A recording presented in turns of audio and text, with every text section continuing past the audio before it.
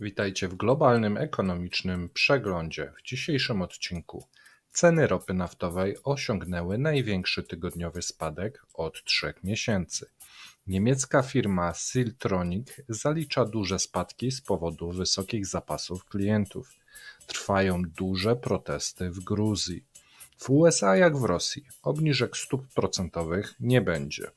Francja i Japonia rozpoczną rozmowy w sprawie paktu o wzajemnej współpracy wojskowej.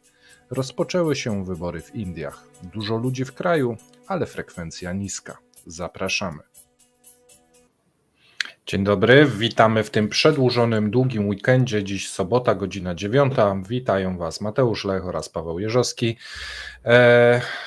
Coś zniknęło mi i się pojawiło.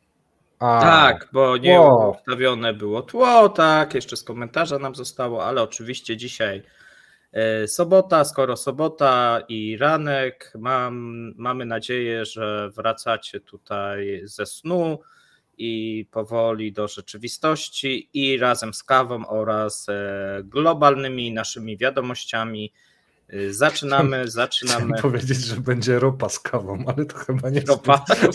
Ropa z kawą, oj, ty grubo teraz. Niezbyt dobre połączenie, bo ceny ropy naftowej to jest nasz pierwszy temat.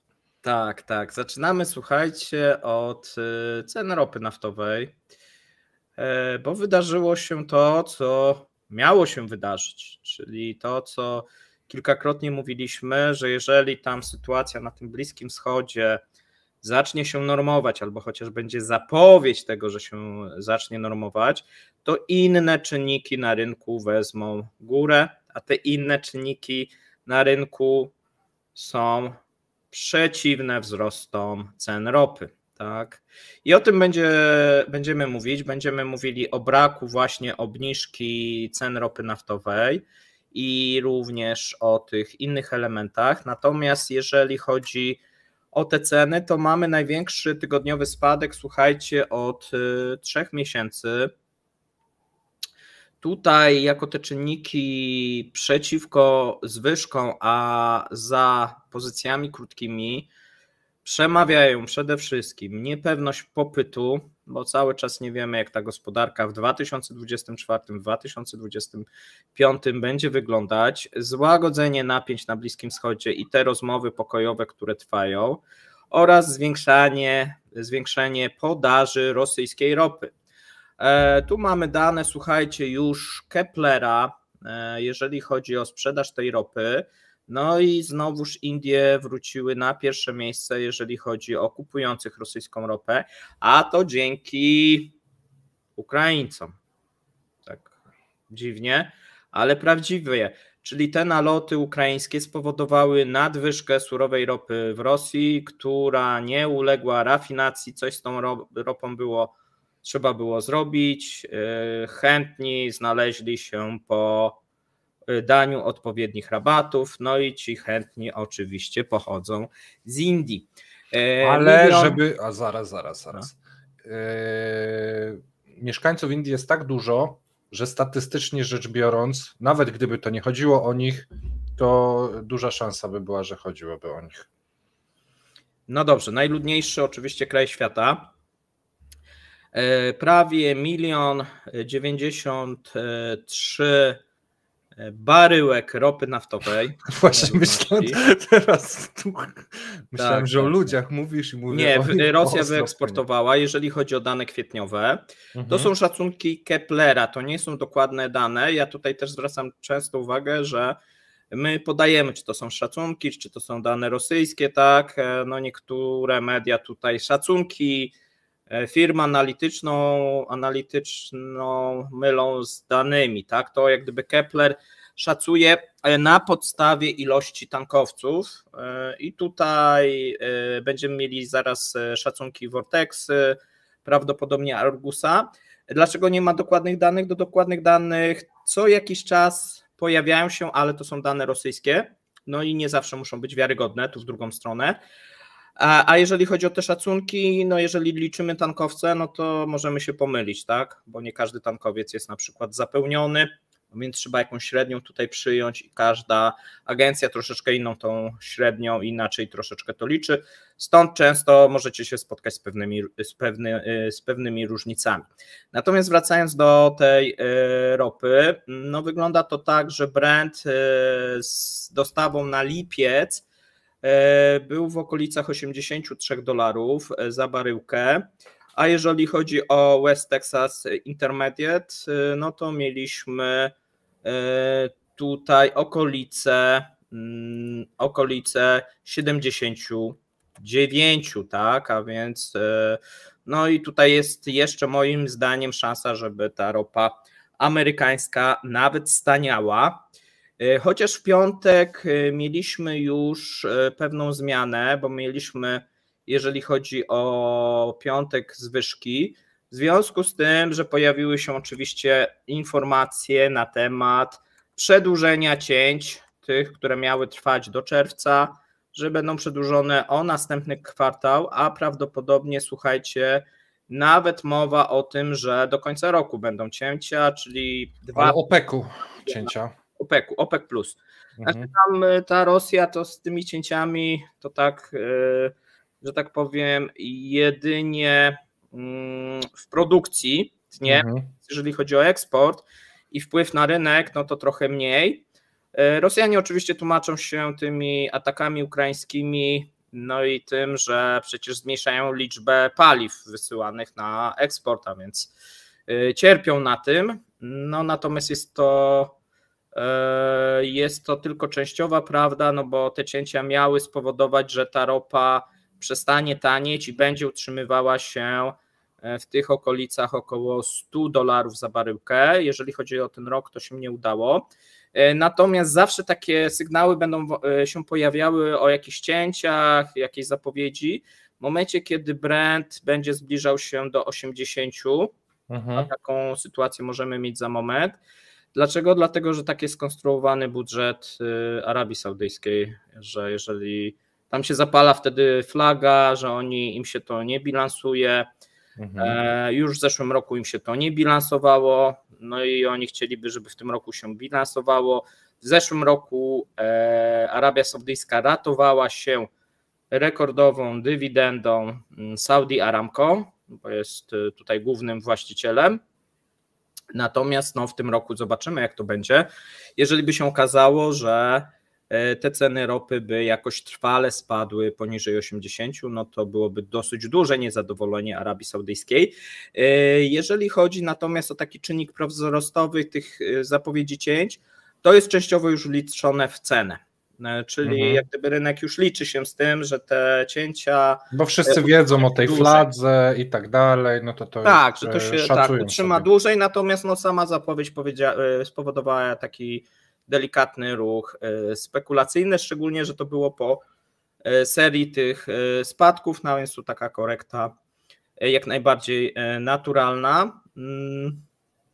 Zagrożeniem dla cen może być jakiś rozejm lub trwały rozejm, no to by było już poważniejsze zagrożenie, ale również taki kilkumiesięczny rozejm na Bliskim Wschodzie. Tak, no i tu jeżeli ten rozejm by nastąpił, no to też istnieją takie nadzieje, że zmieni się rząd w Izraelu, no i wtedy znowuż te ceny ropy by pewnie spadały, no bo to by oddalało ten wariant eskalacyjny, jeżeli chodzi o Bliski Wschód, tak, bo Izrael po prostu zacząłby się interesować swoimi problemami, tak, a nie swoimi sąsiadami no i tak to pewnie by wyglądało. No oczywiście zobaczymy, nadal jest nieuregulowany ten status strefy Gazy, no ale myślę, że on jeszcze długo będzie nieuregulowany, natomiast rozejm może nastąpić, tak, może nastąpić. Co jeszcze? Rezerwa Federalna Stanów Zjednoczonych utrzymała w tym tygodniu stopy procentowe na niezmienionym poziomie i odnotowano ostatnio rozczarowujące wysokie odczyty inflacji, to o tym będziesz mówił, co powoduje, że te obniżki stóp no, miały być w tym roku, miały być przed listopadem, no i może po raz pierwszy nie będą, bo zawsze jest tak, że jak są lata te wyborcze, no to te obniżki często są, tak? A więc może nie będzie, bo te dane inflacyjne no nie są, moim zdaniem nie pozwalają obniżać tych stóp, a odczyty pozostałych wskaźników z gospodarki amerykańskiej są dobre. Szczególnie jeżeli chodzi o bezrobocie, tak? Bo ono jest poniżej 4%, to jest nisko, jeżeli chodzi o Stany Zjednoczone. Tutaj w związku z tym, że ta inflacja się utrzymuje, no to są takie przewidywania, że część Amerykanów, szczególnie tych biedniejszych, skróci podróże swoje wakacyjne, tak? No i tutaj nie będzie takich wydatków na paliwo, jeżeli chodzi o wakacje. Wygląda to tak, że Brent w tym tygodniu spadki o 6%, WTI spadki o ponad 5%. Zobaczymy, co za kilka tygodni, bo za kilka tygodni będzie to planowane spotkanie krajów OPEC. Jeżeli ta cena by spadła poniżej 80, a takie szanse są, no to możemy się nawet spodziewać jakiejś próby zapowiedzi większych cięć, chociaż tu może nie być zgody. No i trochę taka sytuacja dla Arabii Saudyjskiej mało komfortowa, bo Rosja zwiększa podaż ropy, a oni musieliby sami siebie zmniejszyć. No właśnie o to chciałem Cię zapytać, żebyśmy rozważyli teraz taką sytuację. Załóżmy, że te wszystkie siatki nad tymi rafineriami w Rosji nie działają. No nie działają, mówiłem, nie działają. Na razie, no ale może załóżmy, że nie działają. Tak, ze złota je zrobią. Tytan chyba takie wino było w Polsce bardzo, bardzo takie niszowe, tanie. To nie chyba takim tytanem. Nie znam, ale wierzę Ci na słowo. Może takim tytanem. W końcu tytanem jesteś. Tak, oczywiście. I Ukraina dalej będzie dronować. Rosja nie ma wyjścia i musi eksportować surową ropę, wysyłając na przykład Chiny, Indie i tylko i wyłącznie, bo... Tak, znaczy jest gorzej. To nie to, że musi, a i jeszcze dodatkowo chce. Firmy będą chciały i robiły wszystko, żeby wysyłać coraz więcej surowej ropy. Tak, to jest największe zagrożenie. OPEC, żeby utrzymać cenę, będzie chciał zmniejszać wydobycie, no ale przecież Amerykanie w tym momencie wydobywają dużo więcej ropy niż jeszcze kilkanaście lat temu, no i oni mogą nic nie ograniczać i wchodzić po prostu w ten rynek. Jest w tym momencie, jeżeli mówimy... Bo kiedyś OPEC miał ten lewar, nie? A powiem teraz Ci to tak średnio. No spada udział, tak? Cały czas spada udział krajów OPEC w produkcji ropy naftowej. Jeśli nie byłoby wyborów, to można powiedzieć, że obecna sytuacja jest komfortowa dla Ameryki i amerykańskich firm.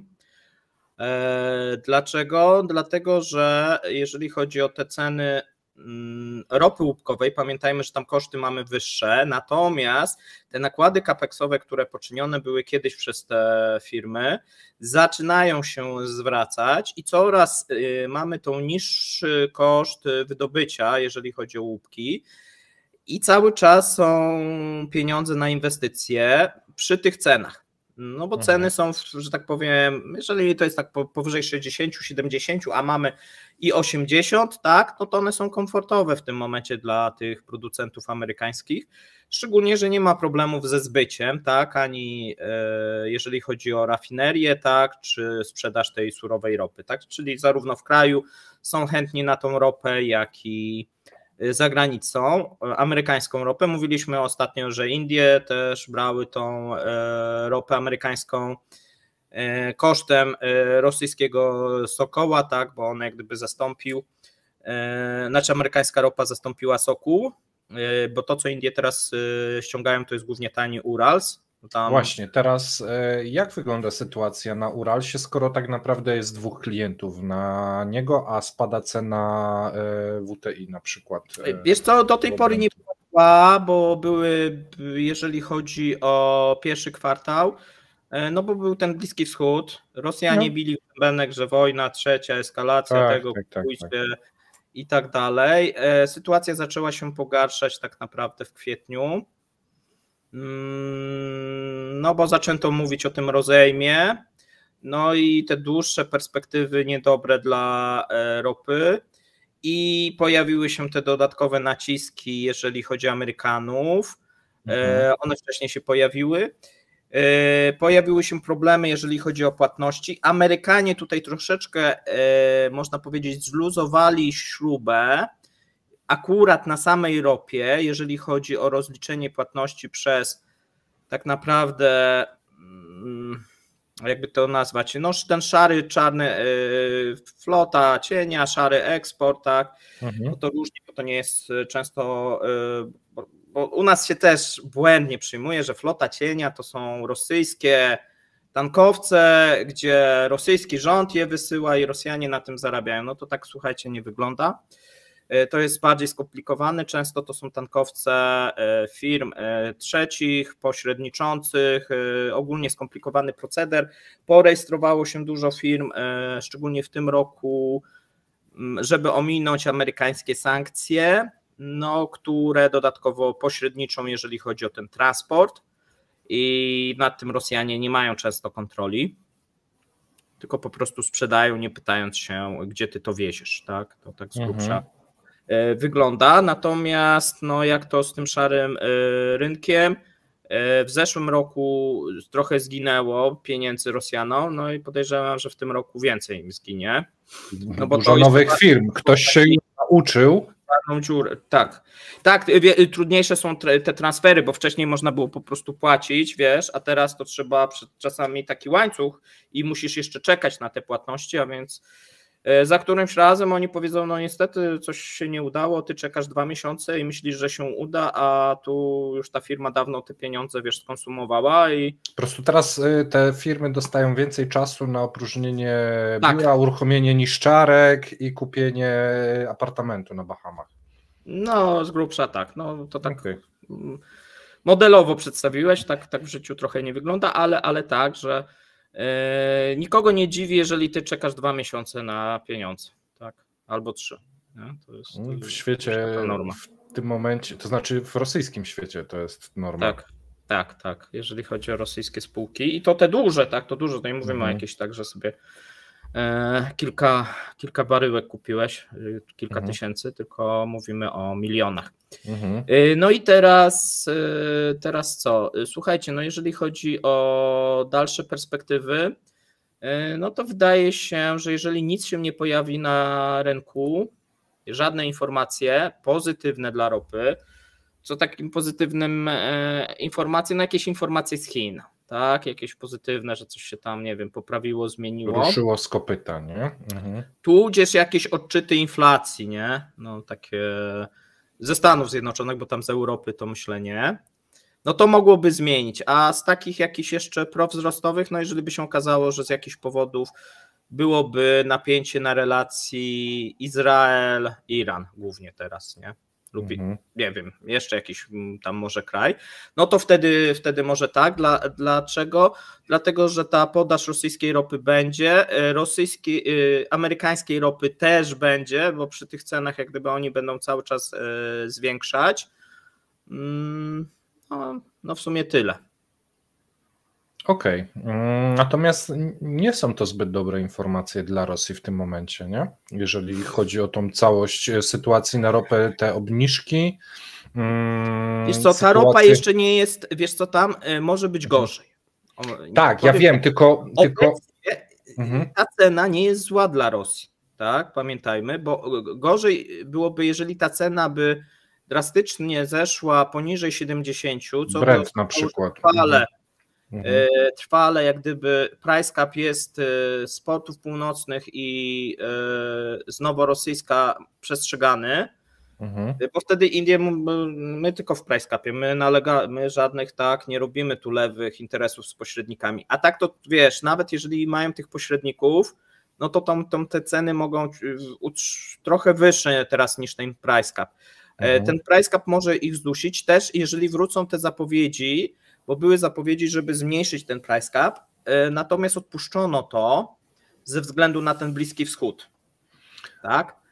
Żeby tu jeszcze nie powodować. Jakiegoś bo już były przecież te teorie, ropa, mówiłem, żeby sobie ktoś wsadził ten lód, 150, 200 i tak dalej, no bo te formaty różnych tutaj naszych ekspertów i ten zamykanie cieśniny Ormus w ogóle, co to będzie, koniec świata, tak, ropa $200, jedźcie już na stacje benzynowe, tankujcie. No nic takiego nie miało miejsca. No i jak gdyby to się wszystko oddala, a więc mogło być, już Rosjanie się witali, no bo jakby się okazało, że ten konflikt by tam narósł faktycznie i by było jakaś blokada czy cokolwiek innego, no to sytuacja by się poprawiła. Zwróćmy uwagę, że cały czas mamy tych Hutich, tak? I to rynek już ma w cenie. Czyli jeżeli tu by sytuacja też się poprawiła, no to może być tylko gorzej.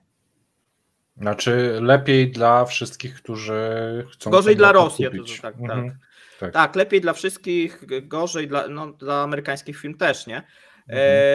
Bo jeżeli by się na przykład okazało, że z jakiegoś powodu Huti by przestało ostrzeliwać, bo nie byłoby takiej właśnie potrzeby i stwierdziliby, że w sumie osiągnęli to, co chcieli i to dzięki nim ten rozejm nastąpił, cokolwiek takiego, no to masz kolejny deeskalacyjny element, no i wtedy ta ropa by spadła, no Brent poniżej 70 nawet, myślę, mógłby być. To są, te 70 na Brendzie nie byłoby zaskoczeniem, tak jak 100 na Brendzie jeszcze jakiś czas temu też nie byłoby żadnym zaskoczeniem, tak, bo tak rynek mniej więcej obstawiał to 100, było mało analityków, bo większość obstawiała, że tam się pojawi 100. Ja mówiłem, że raczej małe szanse. Pamiętasz może, jak sobie planowali budżet Rosjanie, na jakim poziomie ropę? Bo oni planowali chyba Brent na 75 w tym roku, nie? 71. Czyli w tym momencie i tak są na plus. A Brent. Tak, 75. Tak, 75. Tak. To mniej więcej w tym momencie no dosyć dobrze to zakładali. Tak, dlaczego Brent oni tak planowali? No bo oni liczyli podatki od Brentu w najgorszym razie, tak. Bo tam w zależności czy Urals jest odpowiednio taniej, czy Brent, tak. To teraz jeżeli kręci się w okolicy 80, no to ich budżet teoretycznie powinien być ok. Tak, no mówię, to nie jest zła sytuacja. Jeżeli to by się utrzymało, te ceny do końca roku, to tu nie ma dramatu. Gorzej, że no istnieje ryzyko, że te ceny się jeszcze obniżą. Ale biorąc pod uwagę, natomiast że to jest już dramat, jest maj, biorąc pod uwagę, że to jest maj, to tu długo tak, utrzymali. tylko że wiesz, tylko jest jedna rzecz. Oni zakładali, że oni będą mieli strukturę dochodów jak w zeszłym roku, a nie mają. Jeżeli mówimy o budżecie, czyli zakładali, że o ile cena surowej ropy jest ok dla nich, to muszą z zwiększonym wolumenem łatać sobie straty na produktach. No bo zobaczymy kwietniowe dane, natomiast z tych, co widziałem, no to ten diesel mocno spadł, co trochę też jest niewytłumaczalne. Znaczy podważa te dane rosyjskie, że oni, jeżeli chodzi o produkcję diesla, tak mało spadli. Wydaje się, że więcej spadli w produkcji diesla, bo nie byłoby innego powodu, żeby tyle diesla kierować na rynek krajowy. Tu się jak gdyby po prostu nie składają liczby, że twierdzili, że spadek na dieslu na produkcji to tylko 4%, a sprzedają o 30-40% mniej, znaczy eksportują. No to się nie składa, nie? A eksport stanowił 40% produkcji. No to się te liczby po prostu matematycznie nie składają. Ktoś coś tutaj kantuje. Obstawiam, że te spadki ze względu na te ataki dronowe są po prostu większe. Okej. Myślę, że możemy podsumować, gdyż takim tempem to zrobimy 2-godzinnego globala.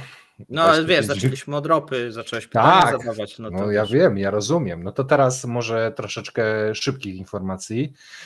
Niemiecki dostawca sprzętu chipowego Siltronic ogłosił w czwartek 27% spadek zysku za pierwszy kwartał, tydzień po obniżeniu rocznych celów w związku z wciąż wysokimi zapasami jego klientów. Firma produkująca płytki krzemowe stosowane w chipach półprzewodnikowych odnotowała kwartalny zysk w wysokości 90 milionów euro, w porównaniu ze 125 milionami euro rok wcześniej.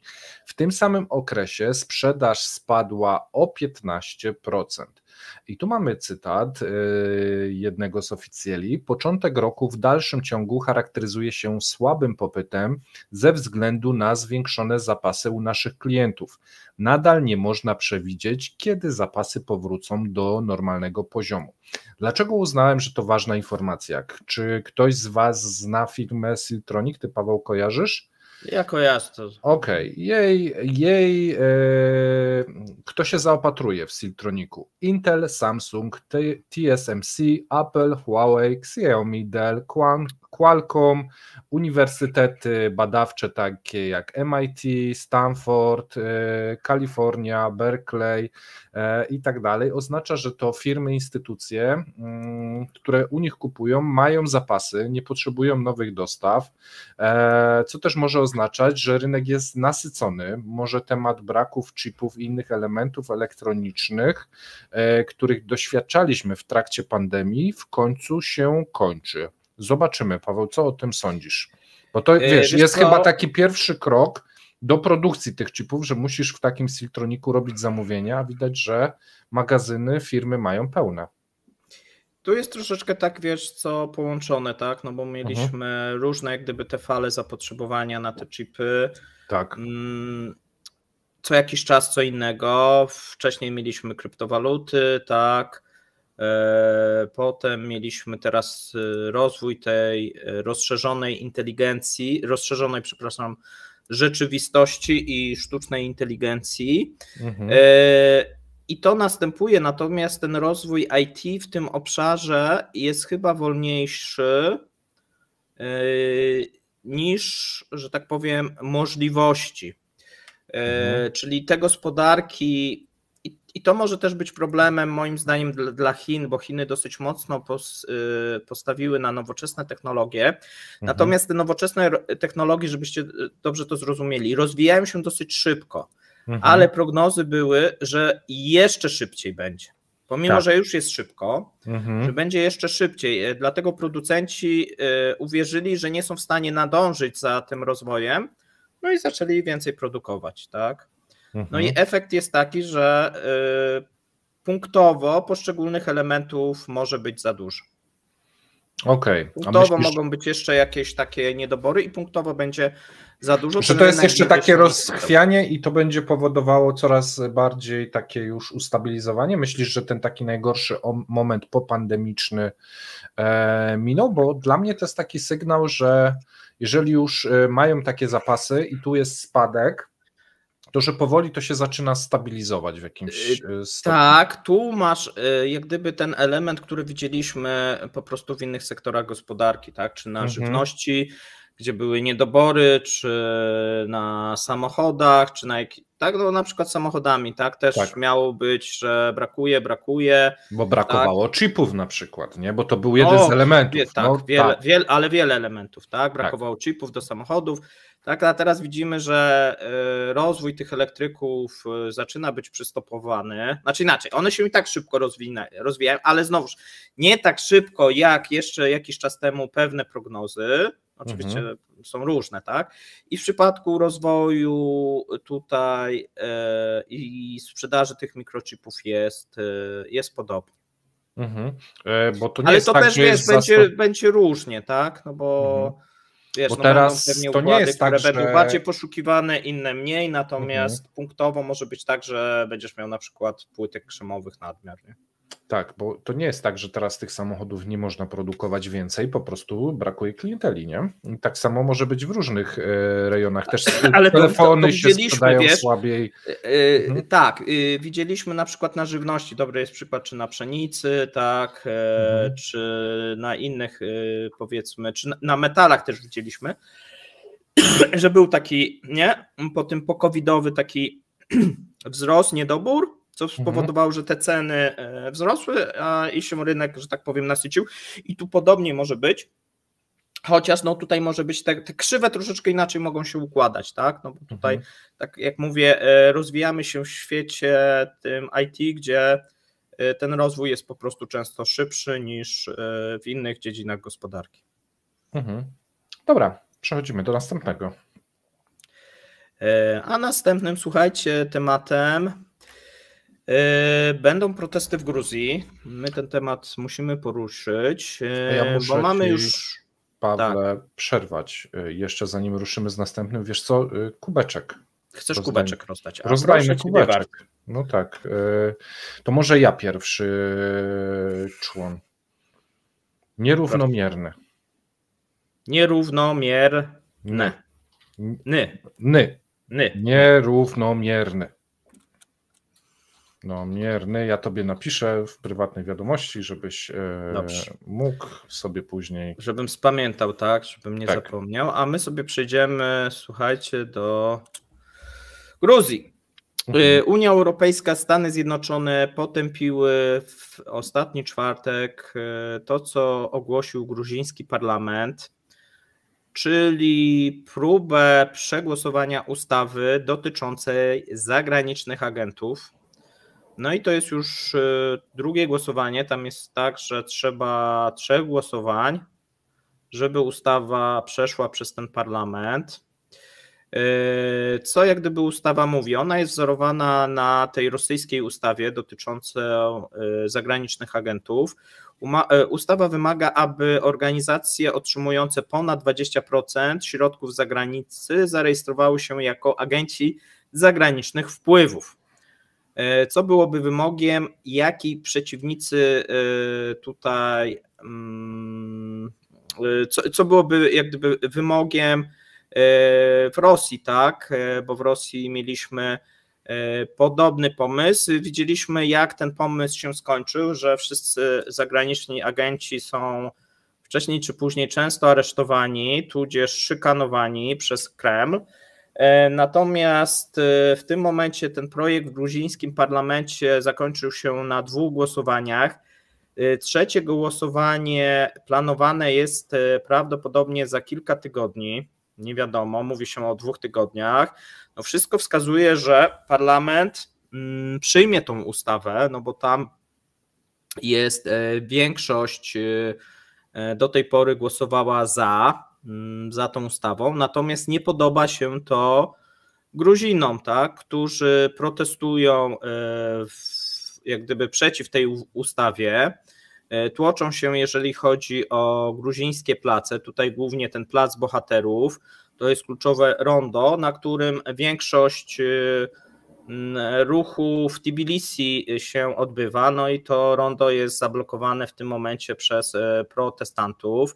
Pojawiają się dosyć długie kolejki pojazdów, a więc mamy to Tbilisi dosyć mocno zakorkowane, zablokowane.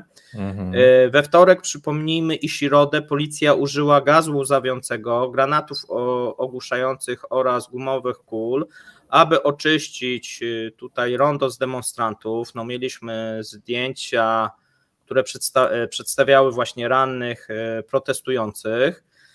Wiele osób trafiło do szpitala.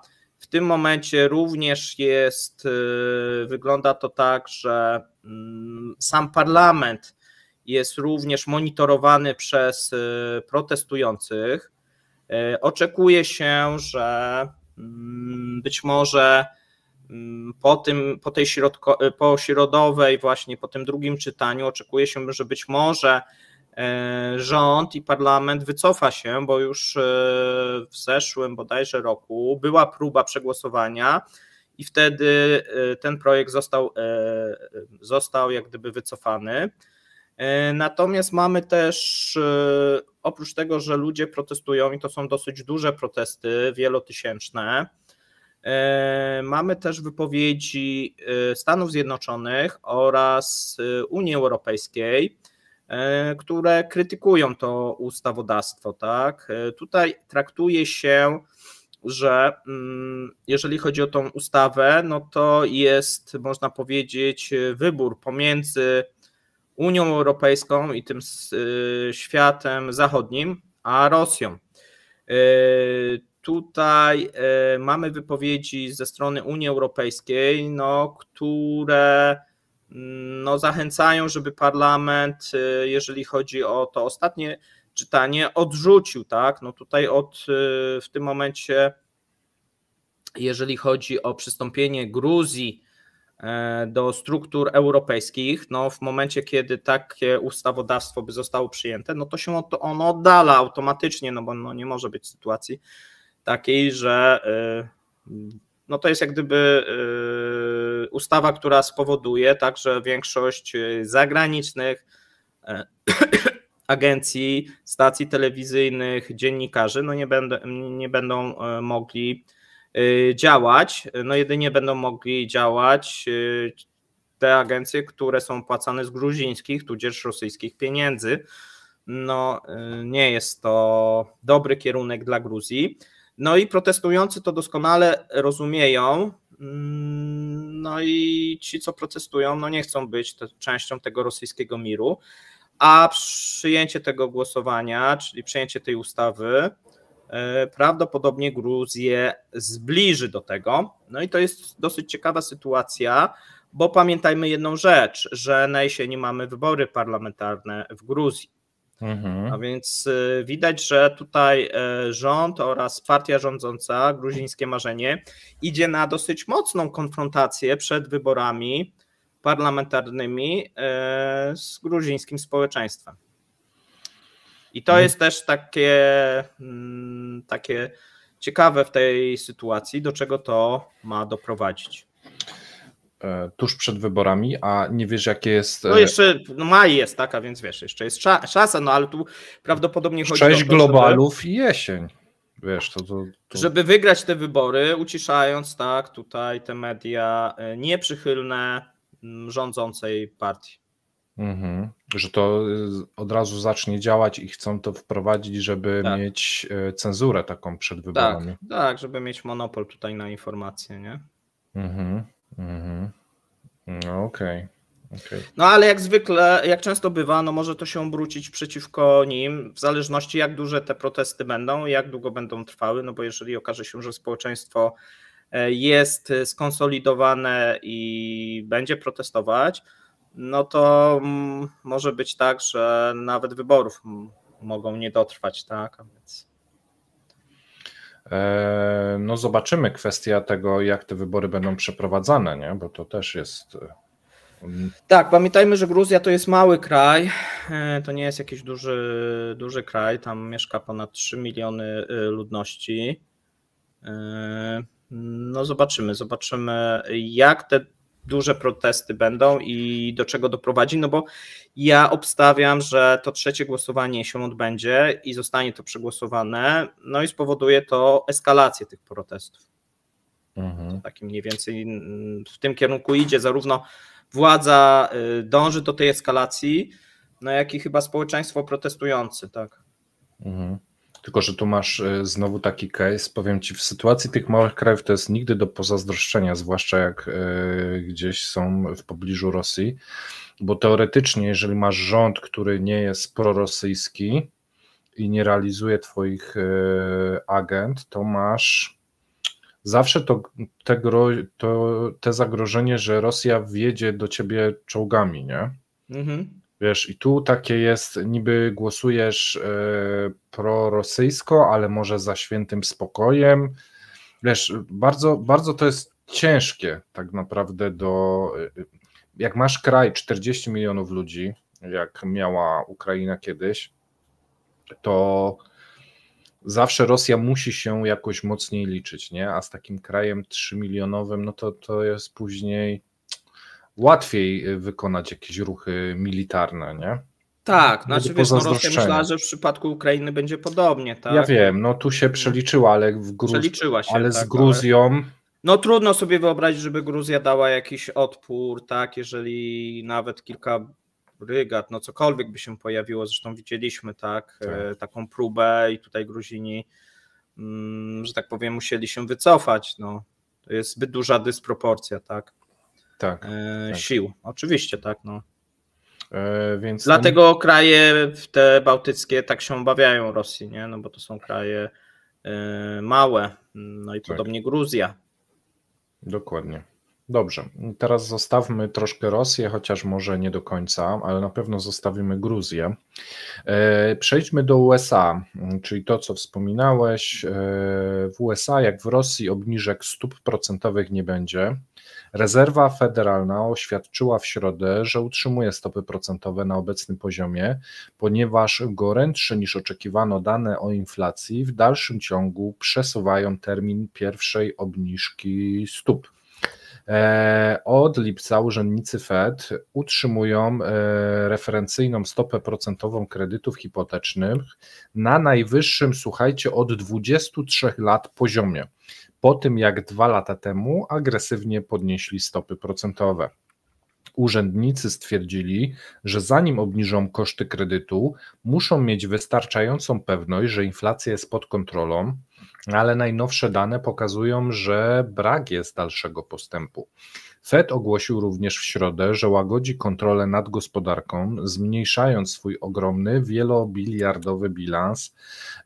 Głównym narzędziem banku centralnego jest ustalanie podstawowej stopy procentowej, ale też wykorzystuje on także swój bilans do stymulowania lub spowalniania gospodarki, a to drugie robi w celu zwalczania inflacji.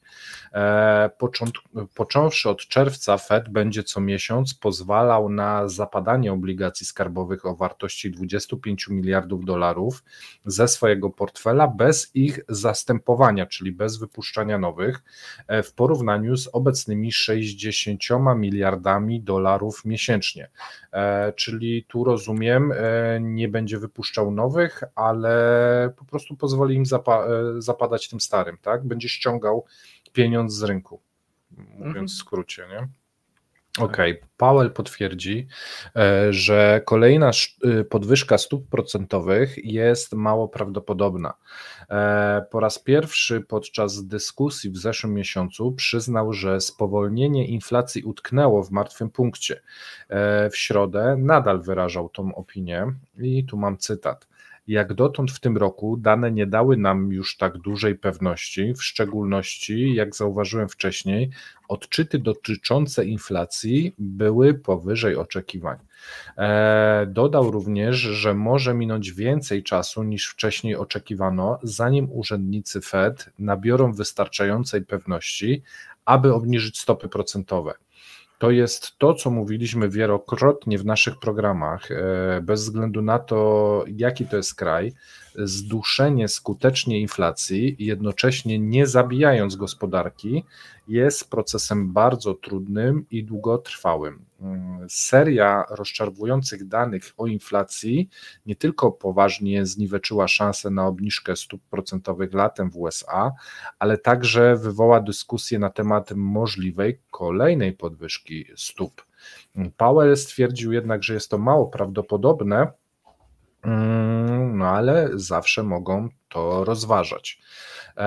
I teraz tak, dla porównania Wam przygotowałem, główna stopa procentowa pozostała w USA w przedziale 5,25–5,5%, inflacja mieści się między 3 a 3,7%, główna stopa procentowa w Polsce to 5,75%, inflacja w kwietniu 2,4%, czyli tu mamy dosyć zbliżone odczyty do tych w USA, natomiast główna stopa procentowa w Rosji 16%, a inflacja tego nikt nie wie, choć Eurostat podaje 7,5%.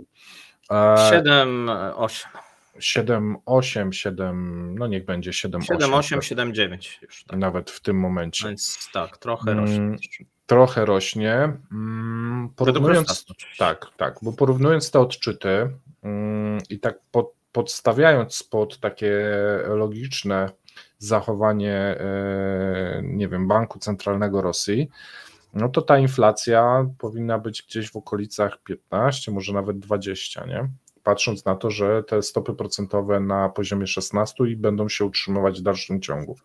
No długo już się utrzymują i wszystko wskazuje, że do końca roku się utrzymują. Mówiliśmy, że w Rosji zaczęła być nawet rozważana podwyżka. W Stanach Zjednoczonych na ten moment nie widzę takiej obawy. Musiałaby ta inflacja zacząć rosnąć, na przykład tam 4, jakbyśmy zobaczyli z przodu, jeszcze zależy która. bo Amerykanie inaczej znowuż mierzą niż Europejczycy tą inflację. Trochę inny system sobie przyjęli. Natomiast jeżeli chodzi o Rosję, no to oni są w zupełnie innej sytuacji, tak? Bo na Rosję wpływa mniej na ten moment otoczenie, to globalne, światowe, niż na Polskę czy Stany Zjednoczone, tak? No bo widzieliśmy, że ten spadek inflacji, który nastąpił w Polsce, w Stanach Zjednoczonych, ale też w Europie, tak, ogólnie. Tak, spowodowany w dużej mierze czynnikami zewnętrznymi i spadkami na przykład cen surowców, cen żywności na rynkach światowych w przypadku Rosji. Ten wpływ jest mniejszy, bo większy, znaczy też jest oczywiście, natomiast większy wpływ jest tych czynników wewnętrznych, no i specjalnej operacji, która generuje po prostu ten podatek inflacyjny od obywateli. Myślisz, że dzięki temu Rosji będzie łatwiej czy trudniej zdusić inflację? Trudniej. Jeszcze trudniej. Trudniej. Okay. Trudniej. Oni się obawiają, że tam, wiesz, pojawi się dwucyfrowa nawet w tych danych Roστatu na ten moment. Tu, jeżeli teraz otoczenie to zewnętrzne jeszcze nie będzie pomagać, czyli wiesz, w Stanach Zjednoczonych te dezinflacyjne i na rynkach te nurty dezinflacyjne się zatrzymają, widzimy takie pewne zatrzymanie, czyli tempa spadku inflacji jest jak gdyby zatrzymała się, tak, czyli po prostu ta inflacja rośnie, czyli inflacja jest oczywiście, ceny rosną, natomiast one bardzo wolno, jeszcze powiedzmy 2-3 miesiące temu bardzo, bardzo wolno rosły, a nawet były w niektórych obszarach była deflacja. No teraz widzimy z powrotem powrót do inflacji, co oczywiście Rosjanom też nie pomaga, tak? No bo jeżeli otoczenie spoza Rosji zaczyna być znowuż, jest jakieś ożywienie i jest inflacyjne, no to nie pomaga oczywiście im zwalczać, mają swoje problemy. No okej. Możemy chyba przejść do następnego w takim razie. Tak, my sobie przejdziemy do punktu dotyczącego Francji i Japonii, które rozpoczynają rozmowy w sprawie paktu o wzajemnej współpracy wojskowej i w sprawie umowy o wzajemnym dostępie do wojsk, wzmacniają tym oraz do terytorium, wzmacniają tym samym współpracę wojskową w obliczu rosnących napięć, głównie morskich w regionie Indo-Pacyfiku oraz poruszane są tutaj też kwestie, ponieważ te formalne rozmowy zaczęły się w czwartek, poruszane są też kwestie właśnie wojny na Ukrainie, co ciekawe. Sojusznicy G7 odbyli w ostatnich latach liczne wspólne ćwiczenia, przypomnijmy, wojskowe i dwustronne w ramach zarówno dwustronnej, jak i w ramach szerszej grupy.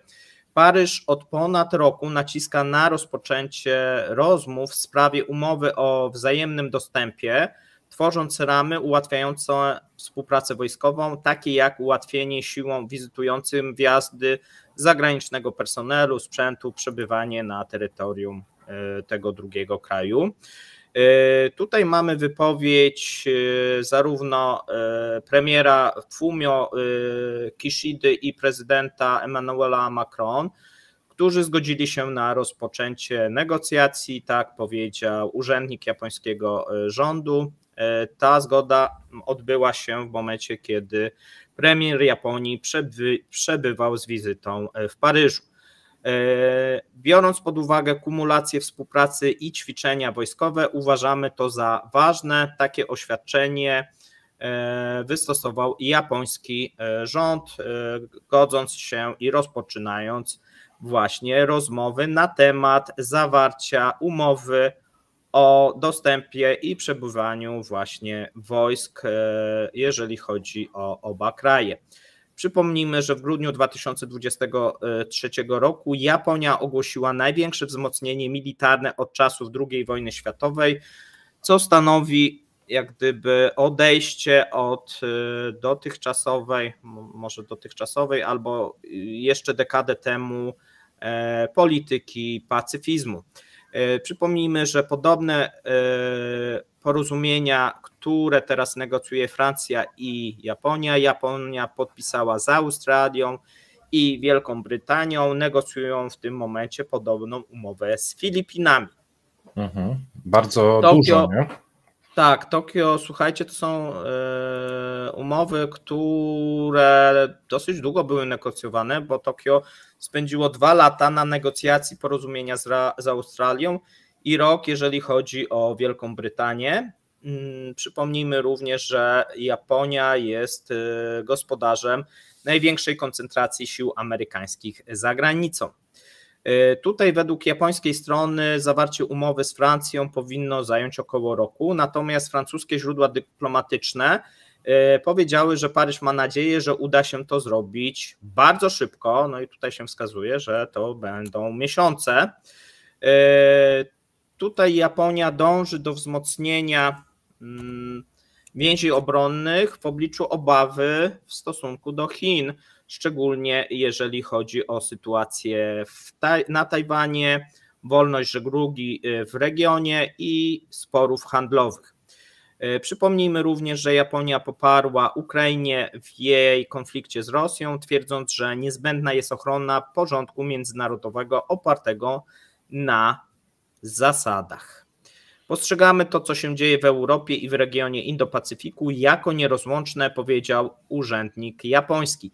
Francja posiada terytoria w regionie Indo-Pacyfiku i stacjonujące tam siły zbrojne w regionie i stara się rozwijać swoją obecność.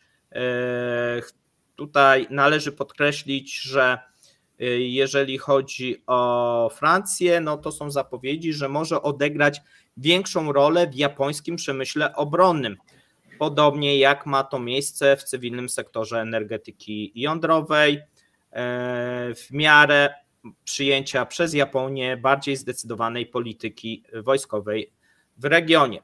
Minister obrony Francji Sébastien Lecornu powiedział już wcześniej, że Paryż ma nadzieję na szybkie zawarcie umowy z Japonią. Mówiłeś, że masz tu jakieś przemyślenia. Tak, gdyż nie wiedzieliśmy, co piszemy sobie i podobny temat obraliśmy, więc Paweł był pierwszy, więc to czytał teraz. Natomiast ja chciałem poruszyć 2 rzeczy. Znowu taka polityka jastrzębia Macrona, który aktywnie działa i próbuje, bo ja go tak chciałem porównać do Scholza, który Scholz tak jakby nie zaakceptował tego, co się dzieje w tym momencie na świecie. Niemcy wybrały za partnerów wiele lat temu i Rosję, i Chiny, i w tym momencie ciężko im się odnaleźć w tej sytuacji. Natomiast Francja tak jakby zorientowała się, że się te całe układy sił globalne zmieniają i duże państwa w sumie zawierają bardzo duże sojusze, czy to militarne, czy gospodarcze, i tworzą się tak jakby fronty wojenne, nawet można by było zakładać, że pod jakiś konflikt.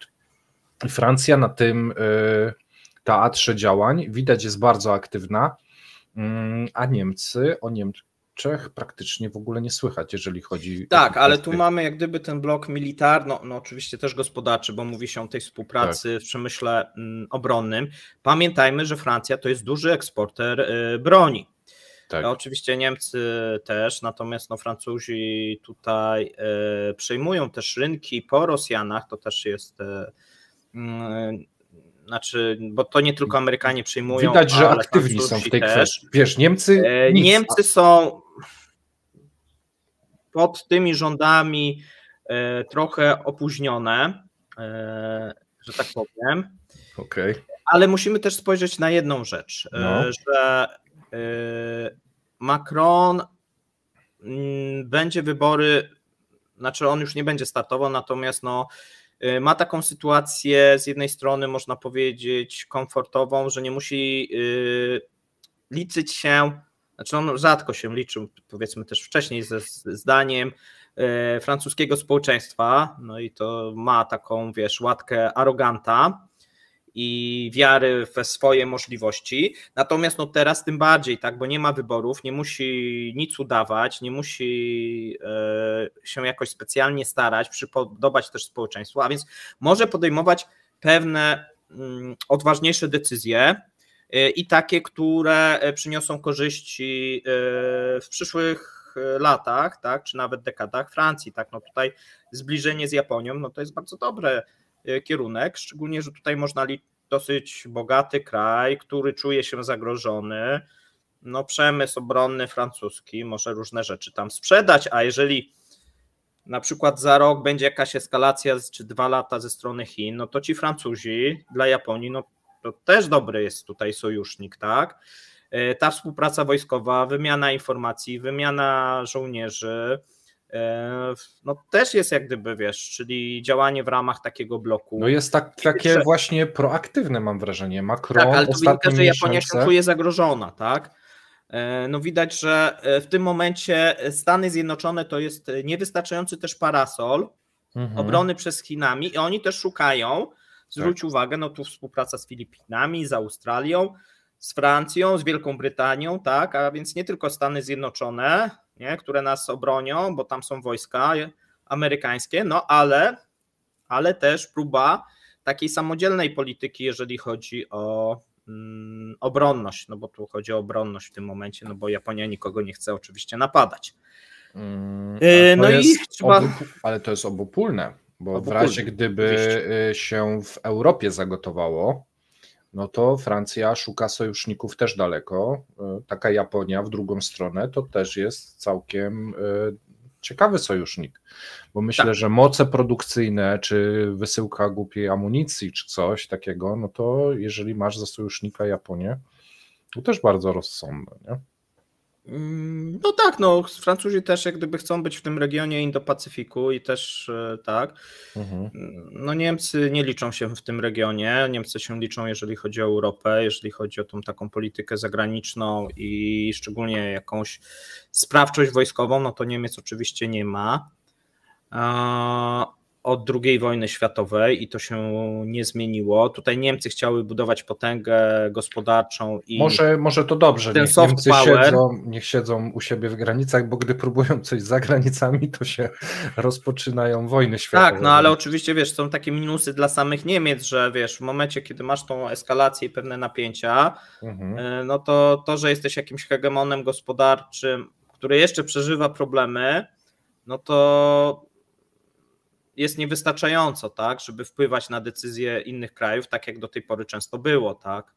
Myślisz, że w tym momencie Niemcy w takiej globalnym rankingu krajów, jeżeli chodzi, tak, wpływów o mocy sprawczej, spadają, nie? Tak, to widać, no właśnie jak no jeszcze czytamy wiesz, te jeszcze jak była Merkel, za Mhm. którą osobiście wielokrotnie mówiłem, nie przypadam, bo większość kłopotów niemieckich ona spowodowała, ale wiesz, kanclerz, który ma silne, bo Scholz ma jeszcze taki minus, że nie ma silnego poparcia.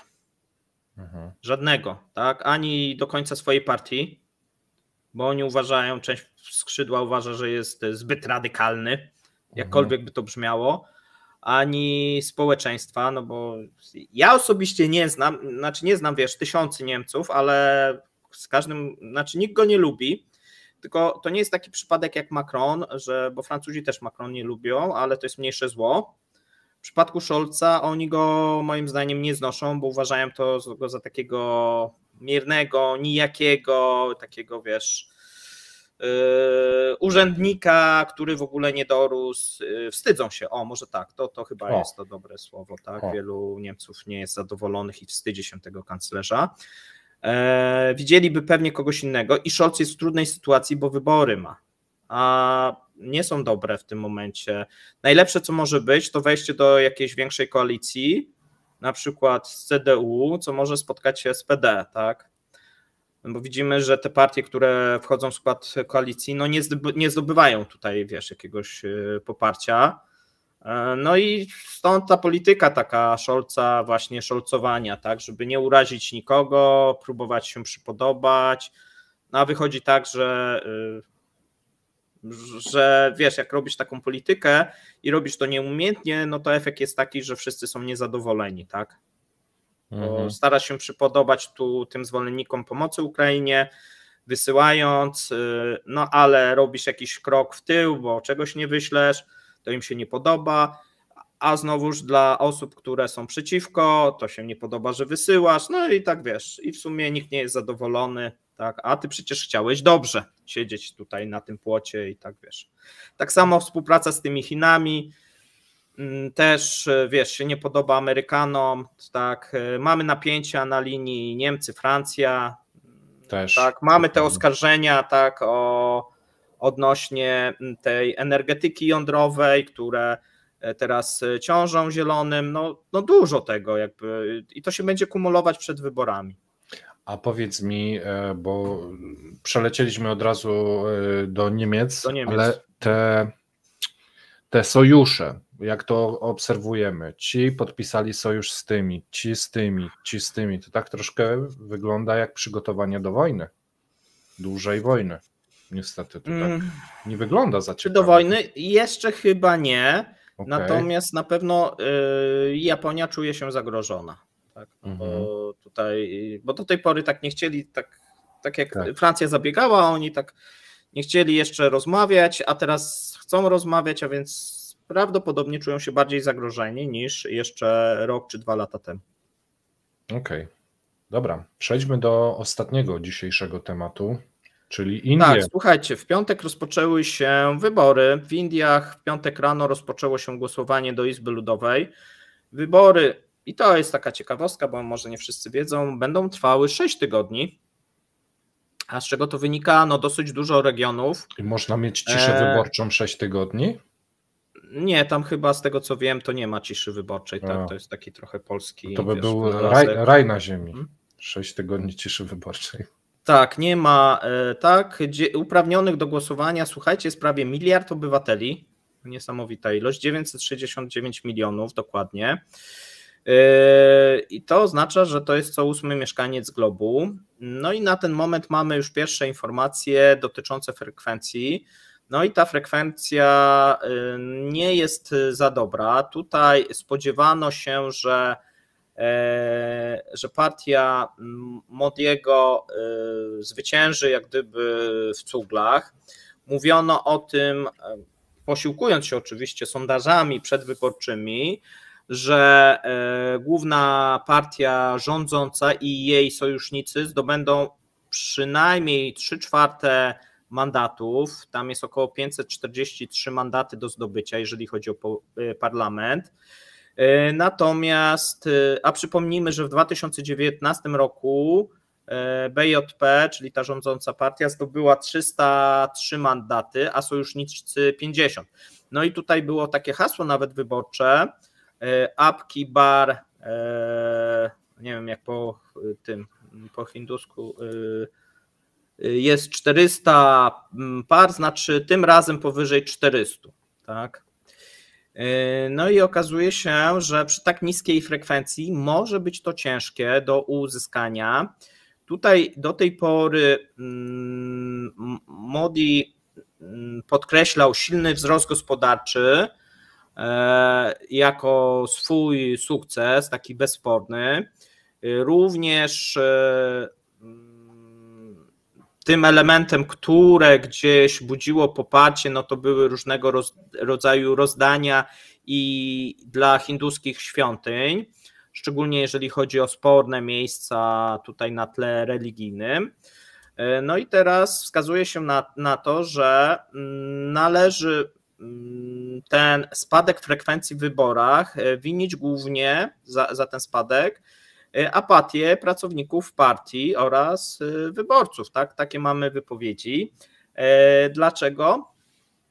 No dlatego, że większość już stwierdziła, że po co jest głosować, skoro i tak wygramy i to z miażdżącą przewagą, czyli tutaj podkreślanie tego, że partia wygra i tutaj pojawia się ten element, po co ktoś ma iść na wybory, skoro już ten wynik jest rozstrzygnięty.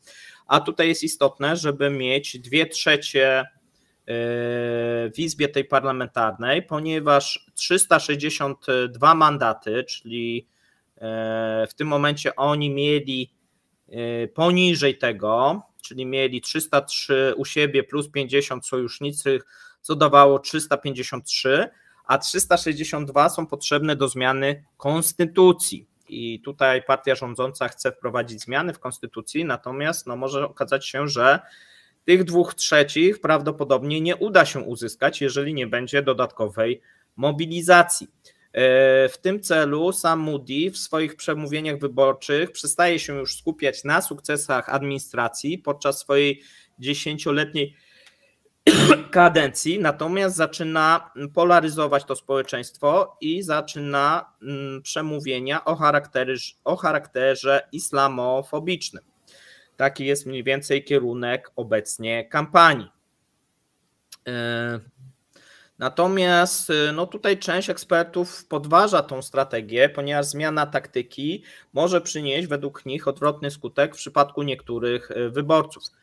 Straciliśmy zainteresowanie, ponieważ partia zabiega głosy poprzez uspołecznienie kampanii, a nie poprzez jej wyniki.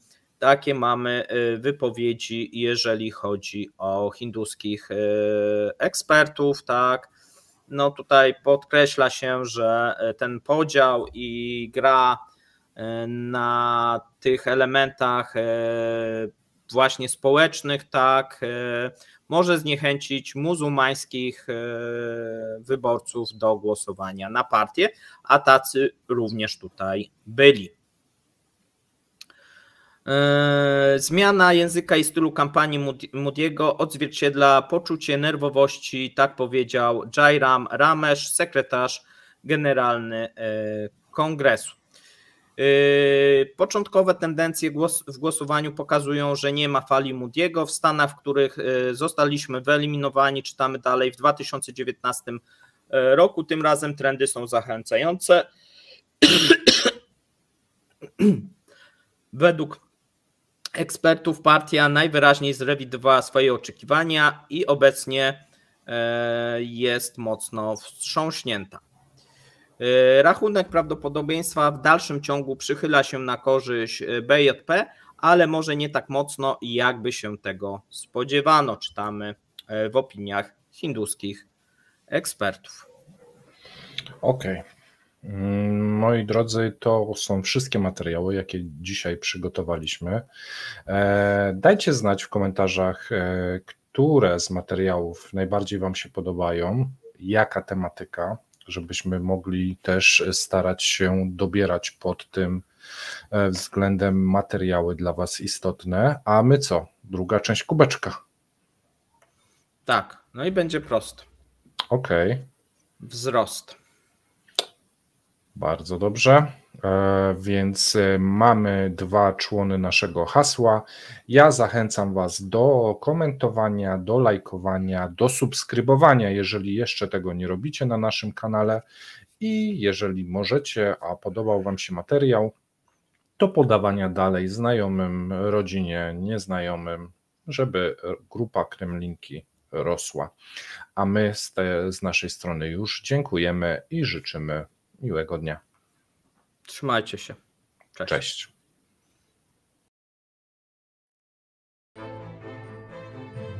Dziękujemy za obejrzenie materiału do końca. Zapraszamy kolejnego dnia. Trzymajcie się. Cześć.